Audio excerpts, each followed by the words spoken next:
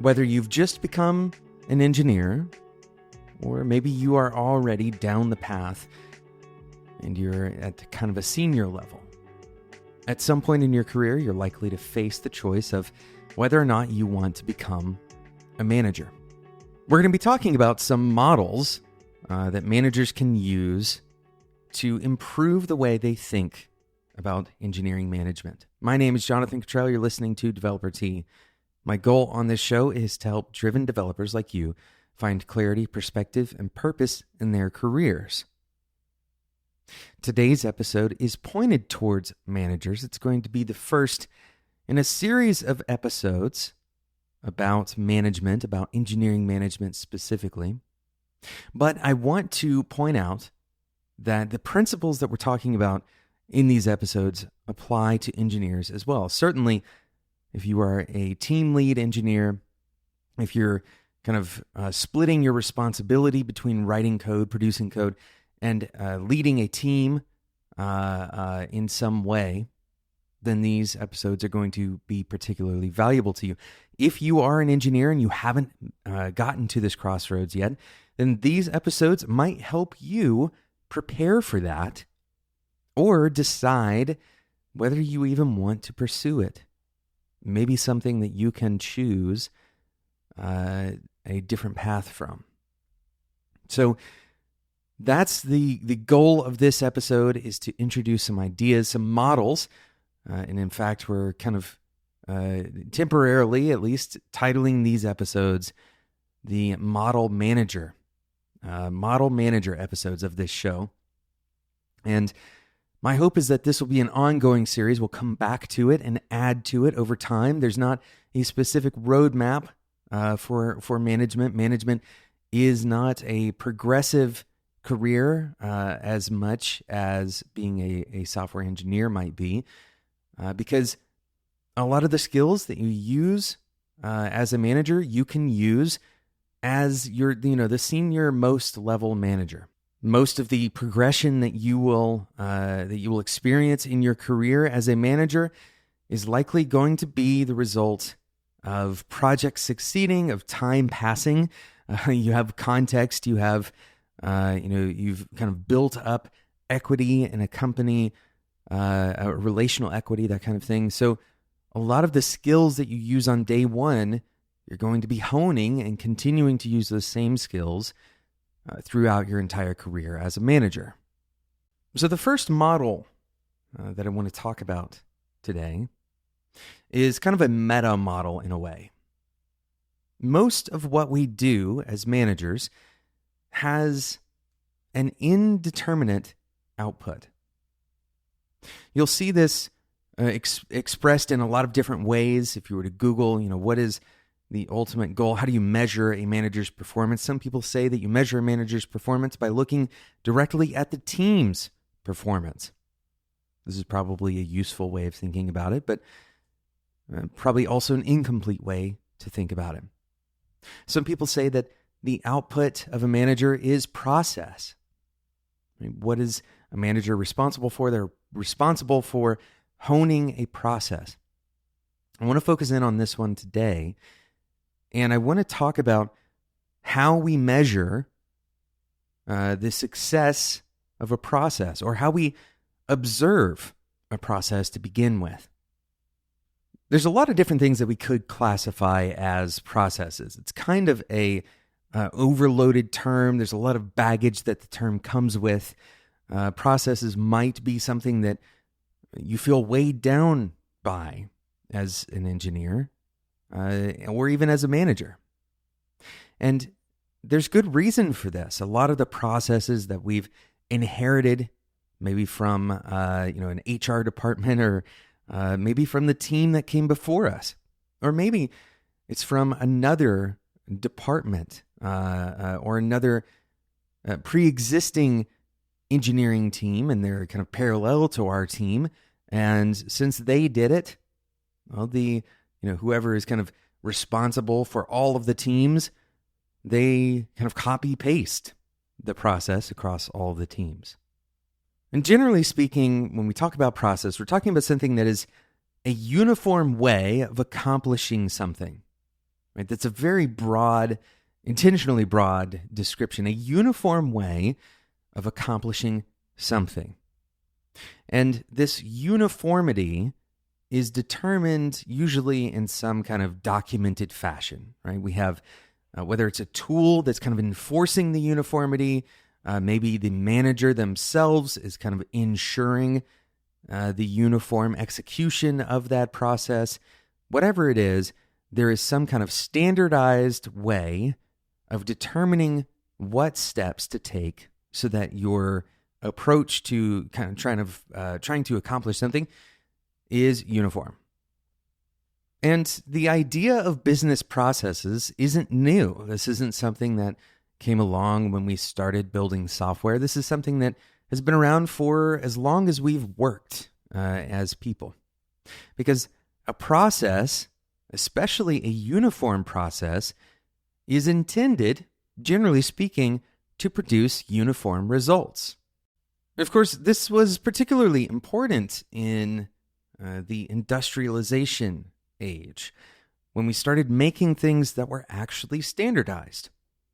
When you have humans producing something that needs to be standardized to a particular specification, process can help with this.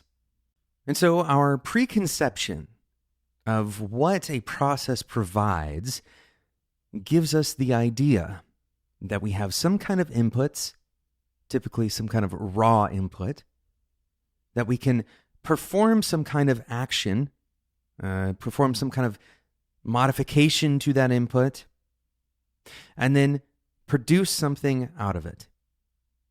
In this way, processes are very much a functional part of our businesses.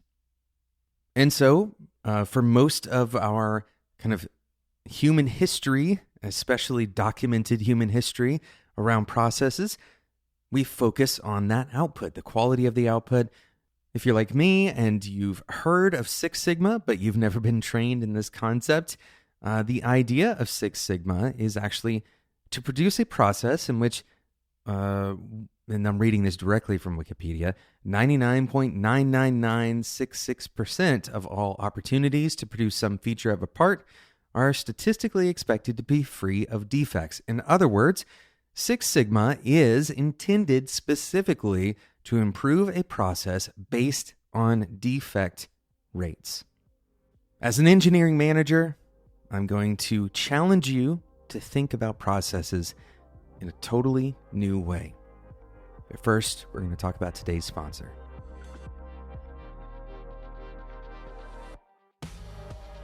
Trying to comprehend the impact that the internet has had on the world, it seems incomprehensible. But not that long ago, the internet was brand new. In fact, in this season of Command Line Heroes, host Saranya Barak takes us on a journey, an exploration of a pivotal year, 1995. It's not that long ago. Most people listening to this show are probably remember 1995. It was the start of the dot-com boom, but a lot of things had to come together for this to actually happen. Season 7 is available right now, and listening through the first episode, it feels like magic. It's kind of the beginning of this lore that is now a part of my job every day, and probably a part of a lot of people who listen to this podcast job. Now it's easy to just go and grab a domain name. Everything is kind of automatic. But once upon a time, there was actually a person, a woman, that you would have to call to get your domain name, and they managed it directly, like by hand in a spreadsheet. It's pretty amazing to hear the evolution of the internet from the people who were there. Go and find Command Line Heroes anywhere you listen to podcasts. We'll include a link in the show notes. My thanks to Command Line Heroes for their continued support.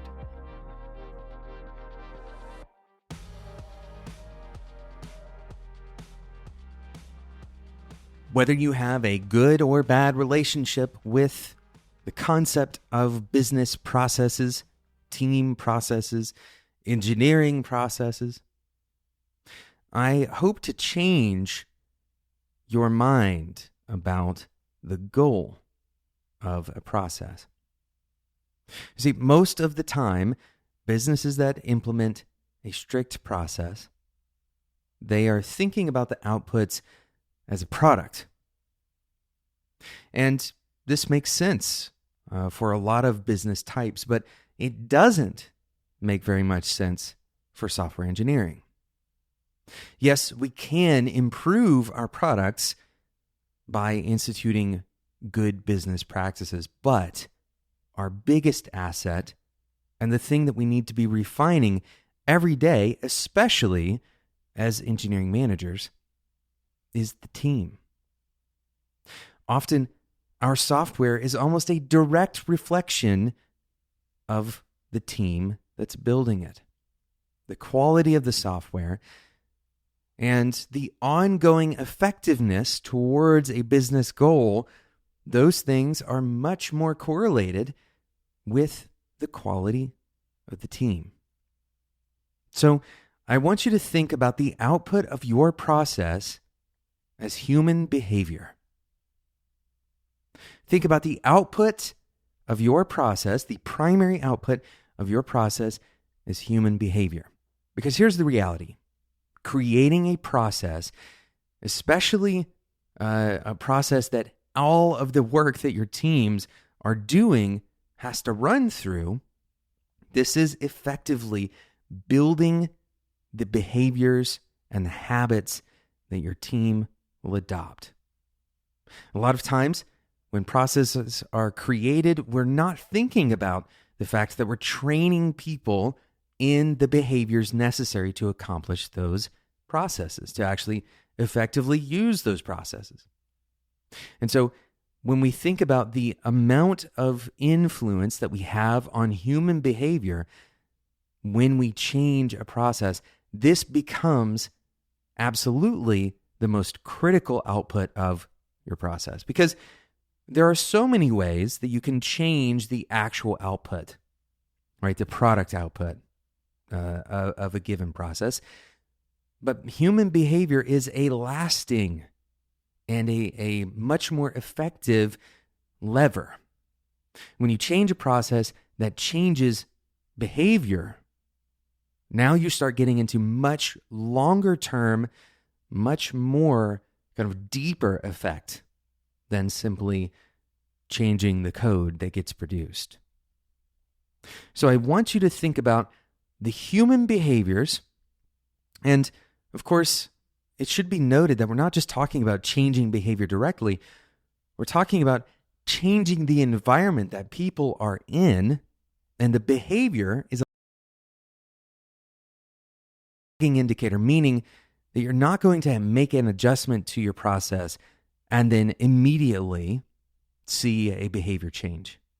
A lagging indicator means that the person will change their behavior in order to, accomplish their job, theoretically, but we're not looking for rote action change.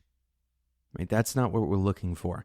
What we're looking for is, how does this affect the mindset, the approach? How does this change the way they're thinking about their work, the way that they're interacting with other people, their mental health? This is the most critical part of measuring the effectiveness of your process change. Now, I can hear people, skeptics, that are thinking, well, if you change the process and it produces a worse quality output, it doesn't really matter what the behavioral change is. My simple counter to this is that when you produce the right kinds of behavior change, the quality of the software is another lagging indicator. Of course, you can build in the concepts of checkpoints or reviews, feedback. But all of this, realistically, is going to be a part of the behavioral changes. We're looking to have healthy feedback as a part of our team structure. Well, that healthy feedback is likely, very likely, to produce the quality that you're looking for in your software. So all of this comes back to the same kind of core, thesis, if you want to call it that the output of our processes, the primary output of our processes is human behavior. Thank you so much for listening to today's episode of Developer Tea. Thank you again to Command Line Heroes for their continued support of the show. Go and check out this dive into the past, the pivotal year of 1995 and the years around it. You can find Season 7 of Command Line Heroes wherever you listen to podcasts, including where you listen to this one. This show would not exist without your support, and frankly, it wouldn't exist without you sharing it with other people. There are a lot of ways that you can share this podcast, or you can amplify it to other engineers. One of the most important ones is leaving a rating and review in iTunes. Of course, this helps the show climb the ranks in iTunes. It's a very important part. iTunes isn't the only one. You can leave a review in a lot of the various podcast players that you use, so those reviews help as well. And then, of course, sharing it directly or maybe even indirectly on social media, but sharing the show as you're listening to an episode, and you think of somebody that you think would benefit or would appreciate this particular episode, sharing this specific one with them, that is one of the most kind of impactful ways, both for you, since you're giving them something of value, hopefully, and for the podcast. So I appreciate those kinds of interactions so deeply. If you want to go deeper with the concepts that we talk about on this show with me and other engineers,